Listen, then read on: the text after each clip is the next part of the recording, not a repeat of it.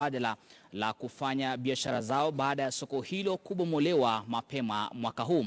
Wafanyabiashara hao ambao wanauza shanga wanasema licha kushona shanga nyingi hawana soko licha ya kuahidiwa kwamba wangejengewa soko jingine jijini Nairobi. Kina mama ambao wengi wanatoka kaunti ya Kajiado aidha wanasema walazimika kuzamia biashara ya kuuza makaa ila ndoto zao zikatimizwa wakati serikali ilipiga marufuku ukataji wa uchomaji wa makaa.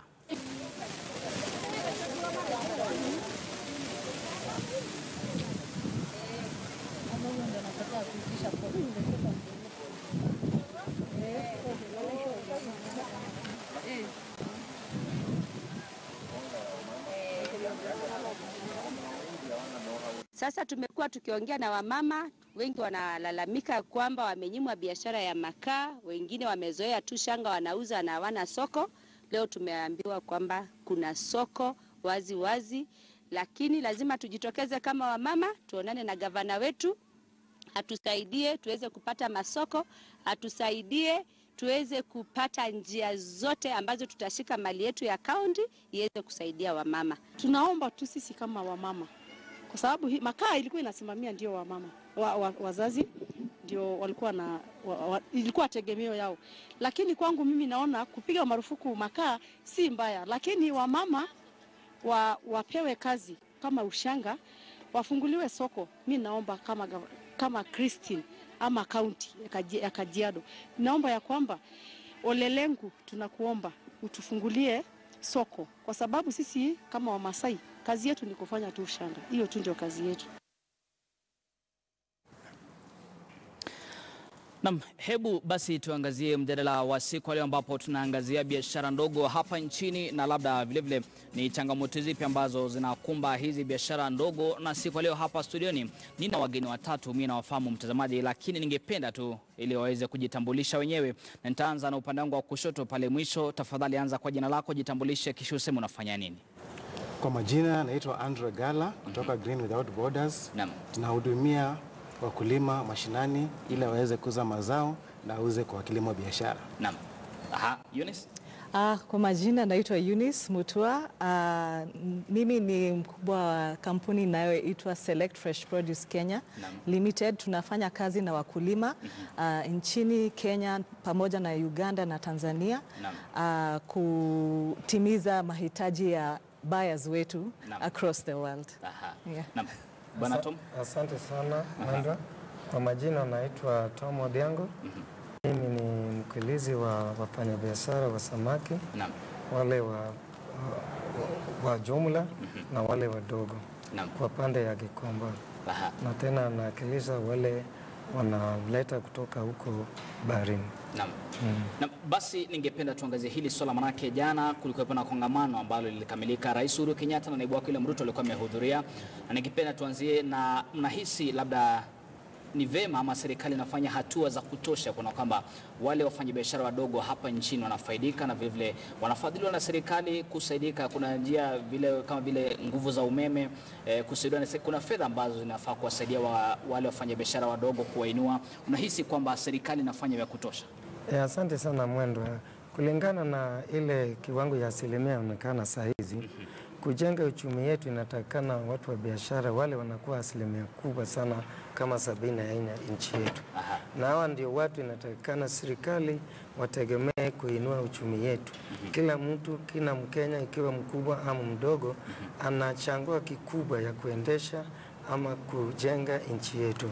Na ni haswa ni vizuri sana rais yetu ya Kenya pamoja na deputy yake na viongozi wote wa nchi yetu walikuwa huko pamoja, haswa kukutana na wafanyabiashara wadogo, wasikie wale wenyewe ni shida gani wanatatua, isipokuwa wameshajaribu kwa njia zote kusaidia serikali.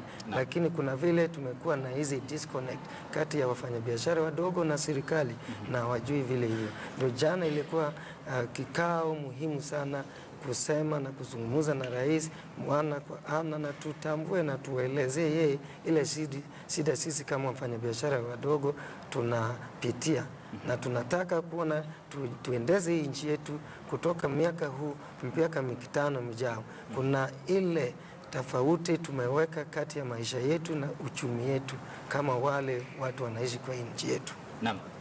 Bwana Eunice, kunradhi, labda unahisi vipi, ni changamoto zipi ambazo labda wafanyabiashara wadogo wanapitia hapa nchini Kenya? Changamoto za biashara small scale entrepreneurs ni capital. Sana sana tunakutana na opportunities za kusupply hapa nchini Kenya na nje, lakini sana sana hiyo exchange rate, hiyo rate tunapewa na banks hapa haitusaidii, kwa sababu ukiangalia dunia nzima, ukibenchmark, watu wanafanya kitu kinachoitwa global sourcing. Kwa hivyo lazima tuweze kuweza kufikia hizo bei za uko nchini ng'ambo. Hiyo inamaanisha kama Kenya, kwa sababu ya ukulima wetu hatujazoea kufanya ukulima wa kiwango kikubwa, yani large scale. So inamaanisha economies of scale hatuta take advantage of that opportunity. So inamaanisha kama wa Kenya, the cost of our produce or cost of production ni kubwa sana. Kwa hivyo hatuwezi compete na Tanzania ama Uganda ama Ethiopia. So challenges ndio hizo za price. Kwa hivyo tulikuwa na kiwango kizuri jana, tukaongea na president na akatuambia in 1 month's time tutaangalia venye tunaweza zero rate inputs, raw materials, so that tunaweza kuproduce at very low cost. Na vile wafanyabiashara wadogo wanaweza pata mikopo kutoka kwa serikali labda? Absolutely, na kusema ukweli kumekuwa na opportunities nyingi tumepewa na serikali through programs kama WOW, through AFC, na partners wengi sana wa serikali.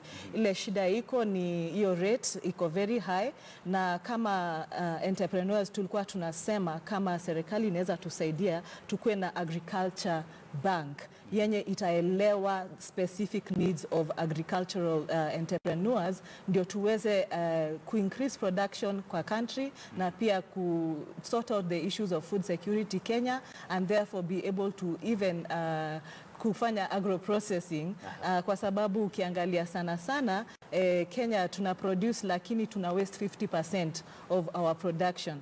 So lazima tujihusishe kwa agro processing ndio tuweze increase shelf life ya produce yetu, ndio tutimize mahitaji ya food in Kenya. Naam. Bwana Andrew, unahusiana sana na wazalishaji hapa nchini Kenya, unafanya kazi na value addition. Kama ni nyanya labda unaweza kutengeneza tomato, hiyo tunaweza value addition la kwa mfano.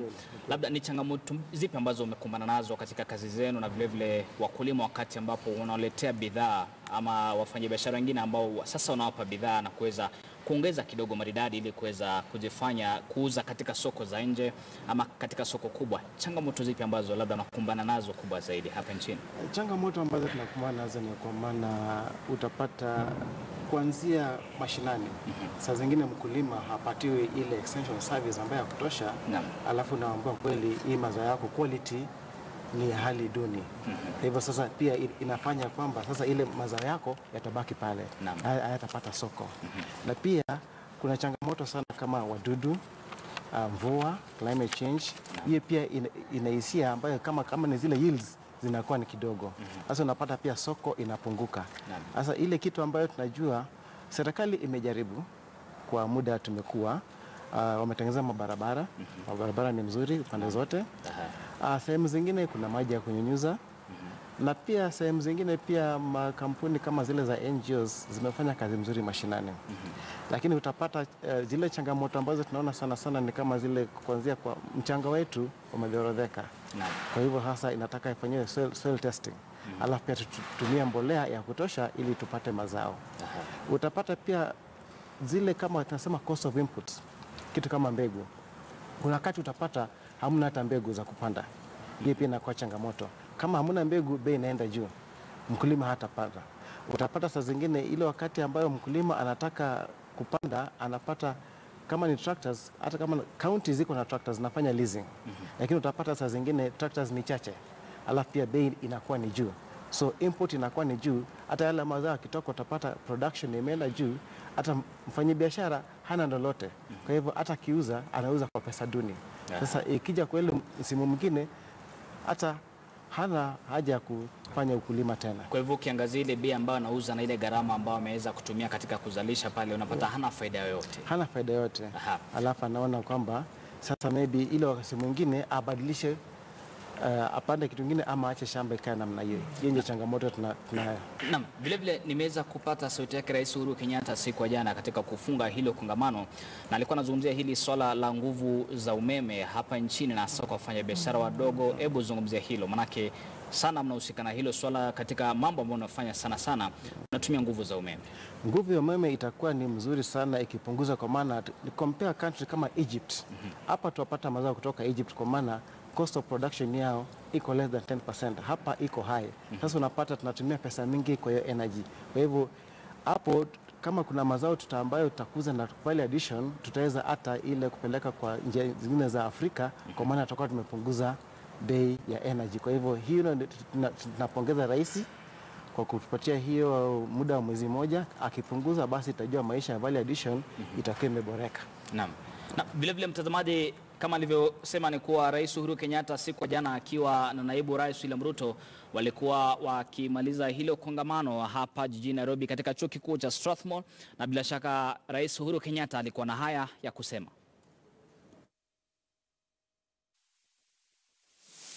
Nilikuwa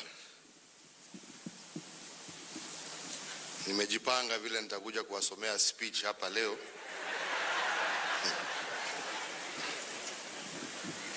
Lakini vile nilikuwa nimeambia wenzangu hapa, leo hii siwezi kusoma. Mimi nina aibu kubwa sana, siwezi kusoma. Kwa sababu kwa ukweli hatujawatendea haki kulingana na ile mahitaji ambayo mko nayo. Mkiwa wale watu ambao kwa ukweli ndio nguzo ya uchumi wetu. Tukiangalia, na ndipo naambia hata wale ambao wameko hapa mbele yangu, kwa sababu wengi tuambiane ukweli, hakuna mmoja wenu amewahi kukutana na hii watu. Hakuna, because we don't have time for them. And at the same time, wafanyabiashara wakubwa hawa ndio tunafungulia milango kila siku. That's the truth. And we must actually now be honest with each other. And yet these are the people who are providing employment to over 75% of our workforce.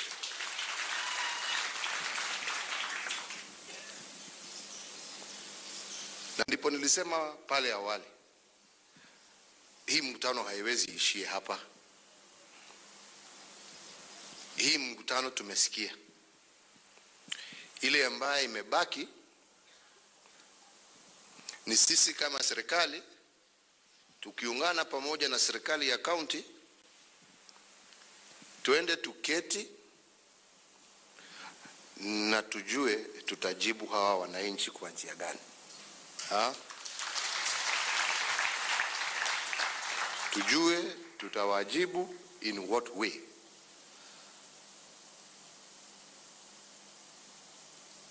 Because we owe it to them. We owe it to them. These are our taxpayers, but yet umesikia hapa mtu anaamka asubuhi na pahali anaenda kufanya kazi kumejaa maji chafu, choo, nini. It cannot be possible. Naam, semi za Rais Uhuru Kenyatta hapo siku ya jana, ambapo alikiri kweli kwamba hawa wafanyabiashara wadogo basi ndio nguzo ya uchumi wa taifa. Na siku leo basi na wageni wangu watatu, Eunice, labda ningependa kupata semi zako kuhusiana na usemi wa Rais Uhuru Kenyatta, na hasa pale alipokiri kwamba licha ya kuwa hawa ndio wanashikilia uchumi wa taifa la Kenya, hata hivyo wameweza kutengwa. Tulifurahi sana kwa hiyo statement. Kusema ukweli, 80% of the labor force inatoka, of that 75% inatoka kwa agriculture Na kusema ukweli, venye amesema inatoka kwa wakulima wadogo. Kile tunafikiria kama njia ya kusaidia SMEs ni to strengthen, yani to strengthen structures za farmers. Kwa nini? Kwa sababu at the end of the day, tukiangalia venye trends zinaenda ulimwengu, food safety imekuwa kitu very important, na Kenya hasa tunasema tunataka kula chakula good quality, kinatupatia nutrition, na bado hiyo iko kwa big four food nutrition. So that means lazima to strengthen structures za farmers mashinani, so that waweze kuproduce at a very high level, at a very low cost, and also probably give them common zones za processing. Ndio tuweze kusaidiana kubuild the food base in the country. Na vile vile kuna vituo vya uzalishaji, ama kama unavyosema kwa kimombo innovation centers kule mashinani. Labda zinafanya kazi namna gani, changamoto ambazo zinawakumba vile vile? Sasa ukiangalia ulimwengu, watu wamekuwa data driven. Yani tumeachana na maneno ya kugrow, kwenda into production kwa sababu fulani anafanya production. Sasa tumeangalia nini itasaidia uchumi, nini itasaidia taste and preferences of the consumers. And kitu moja tulikuwa tunasema, kulingana na all the experience tuko nayo ya kutravel across the world, ni lazima tuangalie approach ya lab to fork. Yani tuende kwenye market tuangalie Wakenya wanataka kula nini, watu ulimwengu wanataka product gani, kama ni ndengu ni size gani, ni taste ipi wanataka, alafu tuende kwa universities zetu, kwa labs, to innovate the right seed, and then tuende to propagate ama to replicate the right seed, and then tuende into processing. That way we'll have the right seed in Kenya. Maybe Kenyans don't consume the right kind of foods because they don't like the taste. So tumefika kama Kenya, tumefika hiyo kiwango ya kujali food nutrition. Kwa hivyo lazima tuweke the right systems in place, and therefore this will only happen in mashinani. Why? Kwa sababu production ina happen kwa mashinani. Therefore innovation centers itatusaidia kubuild capacity kwa farmers na kuleta youth employment, na so that we can see a migration from urban to rural. Bwana Tom, tumemsikia mbunge wa Kiharu bwana Ndindi Nyoro pale akisema kwamba Wachina wameingia hapa nchini. Sasa wanachukua biashara za watu, ama zile biashara ndogo ndogo wanazifanya sasa kama Wakenya. Ni kazi ambazo anasema kwamba Wakenya wanafaa kuwa wanazifanya wenyewe. Vile vile tumekuwa na kisa kwamba sasa hivi hapa nchini Kenya tunakula samaki ambao wanatoka Uchina. Asante. Wewe kama mfanyabiashara wa samaki, hebu toa semi zako, unahisi vipi? Je, mnadhaminiwa kama wakulima, kama wafanyabiashara wadogo? Asante sana. Hii ni kitu muhimu sana na ni maneno mkubwa sana. Haswa tukiangalia kwa makini sana. Chakula unajua ni kitu muhimu sana na inafanya afya ya watu inakuwa mzuri. Na ni muhimu sana watu wakule ile kitu iko na quality mzuri. Wacha nikwambie kitu moja. Tukiona nchi yetu tuko na resources tumepewa na Mungu. Na tuko na 46%. That is 46%.